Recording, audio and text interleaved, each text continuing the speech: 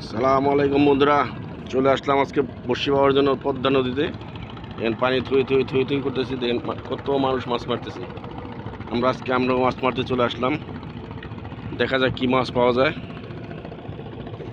এখানে কিন্তু অনেক বড় বড় মাছ ধরে। আজকে আমাদের কপালে কি আছে আজকে আমি দেখবো। আজকে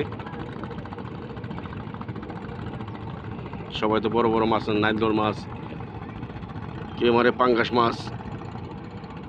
আজকে আমাদের কপালে কি মাছ আছে আজকে দেখবো আমরা। সবাই দোয়া করবেন আজকে যেন একটা বড় একটা মাছ নিয়ে যেতে পারি বাসায়।